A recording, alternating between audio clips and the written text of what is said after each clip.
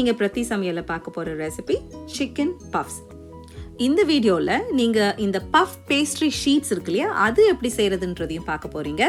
கூடவே இது அவனில் எப்படி பேக் பண்ணுறது, அவன் இல்லாதவங்க எப்படி ஸ்டவ்வில் வச்சே பஃப்ஸ் பண்ணுறது, இதையும் நம்ம பார்க்க போகிறோம். வாங்க இனி நம்ம வீடியோவுக்கு போகலாம். இதுக்கு முதல்ல நான் 2 கப் மைதா மாவு, கூட 1 டீஸ்பூன் சீனி, அதோட ஒரு 1/2 டீஸ்பூன் உப்பு, இதெல்லாம் எடுத்து 1 டேபிள் ஸ்பூன் பட்டர், இதையும் கூட போட்டு கலந்து நல்ல தண்ணி கொஞ்சம் கொஞ்சமாக சப்பாத்தி மாவு பக்குவத்துக்கு நான் பிணைஞ்சு எடுத்துக்க போகிறேன். இதுதான் ஸ்டெப் 1.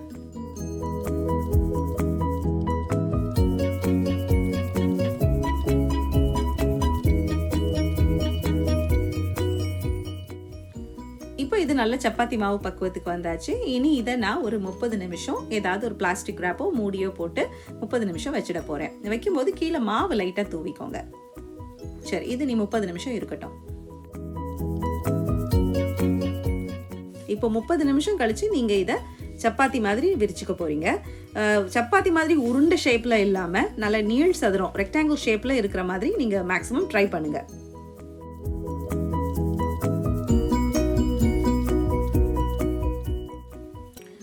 ஓரளவுக்கு நல்ல ரெக்டாங்கிள் ஷேப் ஆயிடுச்சு. இந்த ரெசிபிக்கு இன்னைக்கு நான் செய்யற ரெசிபி 2 கப் மாவுக்கு, மைதா மாவுக்கு 1 கப் பட்டர் வேணும். இப்போ நான் கையில் வச்சிருக்கிற ஒரு ஸ்டிக் பட்டர் வந்து 1/2 கப் பட்டர். ஸோ இப்போ இந்த 1/2 கப் பட்டரை நான் இந்த மாவில் ஃபுல்லாக, இது வந்து நல்ல ரூம் டெம்பரேச்சரில் இருக்குது, சாஃப்டாக இருக்குது இந்த பட்டர். இதை ஃபுல்லாக நான் வந்து இந்த 1/2 கப் பட்டரையும் இந்த மாவில் முழுசாக தடவ போகிறேன்.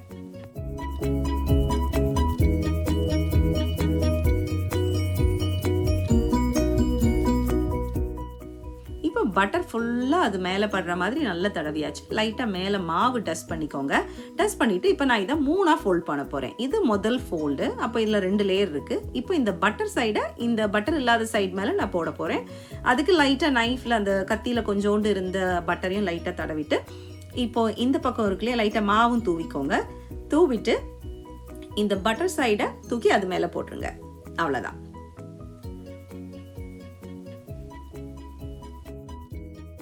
இப்போ இந்த லேயர் மேலேயும் நான் கொஞ்சம் பட்டர், இப்போ 2 ஸ்டிக் எடுத்தேன் இல்லையா, இப்போ 2வது ஸ்டிக்கை நான் ஓப்பன் பண்ணி அதுலேருந்து கொஞ்சமாக பட்டர் எடுத்து, முதல் போட்ட அளவுக்கு வேண்டாம், லைட்டாக ஒரு கோட் பண்ணிடுங்க, ஒரு தின் கோட்.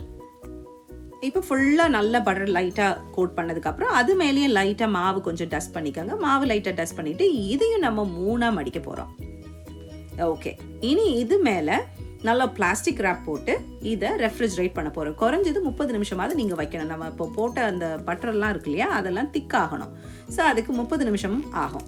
ஸோ இதை நீ இப்படி நான் ஃப்ரிட்ஜில் ஒரு 30 நிமிஷம் வைக்க போகிறேன். இப்போ 30 நிமிஷம் கழிச்சு நான் இதை மறுபடியும் விரிச்சுக்க போகிறேன். கட்டிங் போர்டில் லைட்டாக நீங்கள் மாவு போட்டுக்கோங்க, அப்போ ஒட்டாமல் வரும். இதை ரவுண்டாக விரிக்கிறத விட இந்த மாதிரி நீள் சதுரம் ரெக்டாங்கிள் ஷேப்லேயே நீங்கள் விரிச்சிட்டு வாங்க. ஏன்னா நம்ம முதல் செய்த மாதிரியே 3ஆக மடித்து பட்டர் தடவி 3ஆக மடிக்க போகிறோம். ஸோ அதனால ரெக்டாங்கிள் ஷேப்லேயே நீங்கள் அதை விரிச்சுக்கோங்க.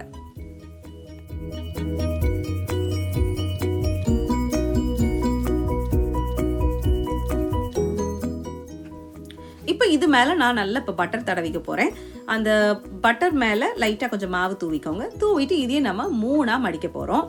3ஆக மடித்ததுக்கப்புறம் இது இன்னும் பெருசாக இருந்த மாதிரி இருக்குது. அதனால இதை நான் இன்னொரு மடிக்க போகிறேன். அதுக்கு லைட்டாக கொஞ்சம் பட்டர் தடவிட்டு கொஞ்சம் மாவு லைட்டாக தூவிட்டு அதை ஒரு மடிப்பு மடித்து திருப்பி மறுபடியும் ஃப்ரிட்ஜுக்குள்ளே 30 மினிட்ஸ் அது போக போகுது. இப்போ 2 தடவை நான் ரெக்டாங்கிள் மாதிரி விரித்து அதில் பட்டர் தடவியாச்சு.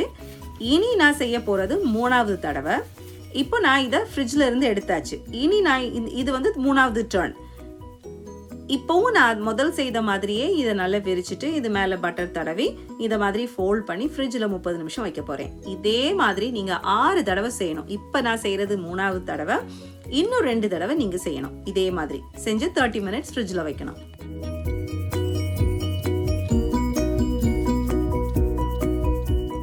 இப்போ 6வது தடவையும் நம்ம இதே மாதிரி தான் இதை நீள் சதுரமாக ரெக்டாங்கிள் ஷேப்பில் 1/4 இன்ச் திக்னஸுக்கு நம்ம இதை விரிச்சுக்க போகிறோம். விரிச்சிட்டு எனக்கு இந்த மாதிரி இவ்வளவு நீளமாக வந்ததுனால நான் இதை 2 ஷீட்டாக பிரிச்சுக்க போகிறேன். இதில் ஒரு ஷீட்டு தான் இன்றைக்கி நான் செய்ய போகிறேன், பஃப் செய்ய போகிறேன். அடுத்த ஷீட்டை நான் ஃப்ரீசரில் சேவ் பண்ண போகிறேன். ஃப்ரீசரில் சேவ் பண்ணுறதுக்கு நான் அந்த ஷீட்டை 3ஆக பிரித்து அதில் ஒரு ஷீட்டுக்கு நடுவுலையும் லைட்டாக மாவும் தூவி அந்த பார்ச்மெண்ட் பேப்பரையும் போட்டு இந்த மாதிரி நான் ஃபோல்ட் பண்ணி வச்சுக்க போகிறேன். இதை இனி ஒரு ஜிப்லாக் பேக்லேயோ ஒரு வேக்ஸ் பேப்பர்லேயோ போட்டு சேவ் பண்ணி வச்சு.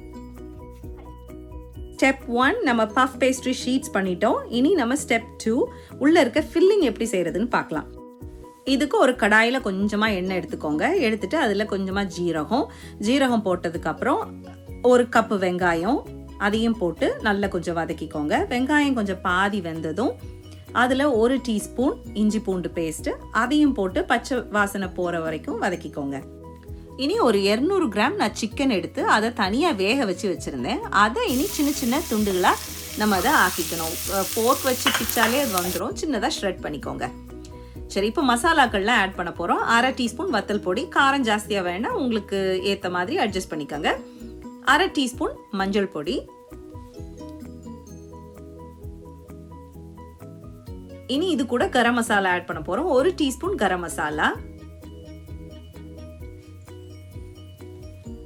அது கூட 1/2 டீஸ்பூன் மிளகு பொடி. இனி இது கூட உப்பும் போட்டு இதை நல்லா மிக்ஸ் பண்ணிக்கோங்க.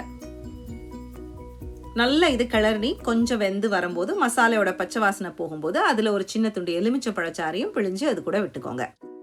கூடவே நம்ம வேக வச்சு வச்சிருந்தோம் இல்லையா அந்த சிக்கனையும் சின்னதாக கிழிச்சு இதையும் கூட போட்டு நல்லா மிக்ஸ் பண்ணிக்கோங்க.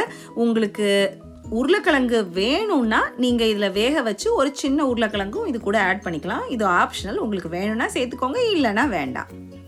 எனக்கு உருளைக்கிழங்கு போட்டால் இஷ்டம், அதனால நான் இதில் கொஞ்சம் ஒரு உருளைக்கிழங்கு வேக வச்சு அதையும் மசிச்சு இது கூட ஒன்றா போட்டு மிக்ஸ் பண்ணி வச்சுக்க போகிறேன். அவ்வளோதாங்க, நம்மளோட ஃபில்லிங் ரெடி. இப்போ ஃபில்லிங்கும் ரெடி, நம்மளோட பேஸ்ட்ரி ஷீட்டும் ரெடி. இனி இதை எப்படி நம்ம பஃப்ஸாக ரேப் பண்ண போகிறோன்றதை பார்க்க போகிறோம். இப்போ நான் செய்த பஃப் பேஸ்ட்ரி ஷீட்டில் பாதியை நான் ஃப்ரீசரில் சேவ் பண்ணி வச்சுருக்கேன். இப்போ இந்த மிச்ச பாதியை நான் குட்டி குட்டி ஸ்கொயர்ஸாக கட் பண்ணிக்க போகிறேன். இப்போ ஒரு குட்டி ஸ்கொயர் எடுத்து அதில் 1 டேபிள் ஸ்பூன் போல் ஃபில்லிங்கை வச்சுட்டு ஒரு பக்கமாக வைங்க. வச்சுட்டு அடுத்த பக்கத்தை இந்த மாதிரி எடுத்து ஃபோல்ட் பண்ணி இப்போ அந்த சைட்ஸ் எல்லாத்தையும் இந்த மாதிரி ஒரு ஃபோர்க்கால் இப்படி அழுத்துனீங்கன்னா அது சீல் ஆயிரும். அவ்வளோதாங்க. இனி இதை வரிசையாக இதே மாதிரி நான் பேக்கிங் ஷீட்டில் பேக் பண்ண போகிறேன்.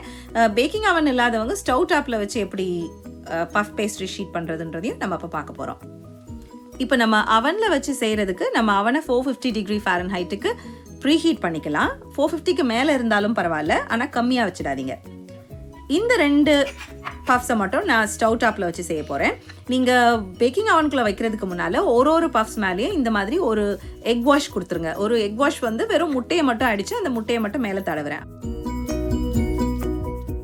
இப்போ நீங்கள் ஸ்டவ்வில் வச்சு செய்கிறதா இருந்தால் இந்த மாதிரி ஒரு பேன், ஏதாவது பழைய பேன் எடுத்துகிட்டு அதில் கீழே கொஞ்சம் உப்பு, ஒரு லேயருக்கு உப்பு போட்டுட்டு இப்போ இந்த மாதிரி ஒரு ஸ்டாண்ட் வச்சுக்கோங்க. ஏன்னா நீங்கள் பஃப் வச்சுருக்க பிளேட் வந்து டேரெக்டாக உப்பை டச் பண்ணக்கூடாது. ஸோ கொஞ்சம் உயரமாக இருக்கணும். அதுக்காக இந்த மாதிரி ஒரு ஸ்டாண்ட் எடுத்து இந்த பிளேட்டை அது மேலே வச்சுட்டு நீங்கள் மூடி வச்சுருக்கீங்க. முதல்ல இந்த பிளேட் வைக்கிறதுக்கு முன்னால் இதை நீங்கள் ப்ரீஹீட் பண்ணணும். ஏற்கனவே ஒரு மீடியம் ஃப்ளேமில் ஒரு 5-10 நிமிஷம் நீங்கள் அது சூடாக இருக்கணும். அந்த உப்பு அந்த செட்டப் வந்து நல்லா சூடாக இருக்கணும். இப்போ இதை ஒரு மூடி போட்டு கிட்டத்தட்ட 10-15 நிமிஷம் ஆகும். இந்த மாதிரி நல்ல கலர் வந்ததும் நீங்கள் அதை எடுத்துடலாம். இப்போ அவனில் நான் 460 டிகிரி ஃபாரன்ஹைட்டுக்கு வச்சது வந்து கிட்டத்தட்ட எனக்கு 15 நிமிஷம் ஆச்சு. இந்த மாதிரி நல்லா அழகாக பாருங்கள், ப்ரௌனாக நல்லா அழகாக வந்திருக்கு இல்லையா. முட்டை இந்த எக் வாஷ் போட்டதுனால தான் எனக்கு அந்த ப்ரௌன் கலர் எனக்கு கிடைக்குது. இது நல்லா அழகாக நிறைய லேயர்ஸ் இருக்குது. ரொம்ப க்ரன்ச்சியாக ரொம்ப நல்லா வந்ததுங்க. இந்த மாதிரி சிக்கன் பஃப்ஸ் வீட்டில் நீங்கள் ஒன்ஸ் சாப்பிட்டுட்டிங்கன்னா திருப்பி நீங்கள் வெளியில் பேக்கரியில் இருந்தெல்லாம் நீங்கள் வாங்கவே மாட்டீங்க. அவ்வளோ ருசியாக இருக்கும் நம்ம வீட்லேயே செய்கிற பஃப்ஸ். இந்த ரெசிபியை நீங்களும் செஞ்சு பாருங்கள். செஞ்சு பார்த்துட்டு எப்படி வந்ததுன்றதை கீழே கமெண்ட் செக்ஷனில் எங்களுக்கு சொல்லுங்கள். அப்படியே மறந்துடாமல் லைக் பண்ணுங்கள், ஷேர் பண்ணுங்கள், சப்ஸ்கிரைப் பண்ணிவிடுங்க. தேங்க்ஸ் ஃபார் வாட்சிங். பாய்.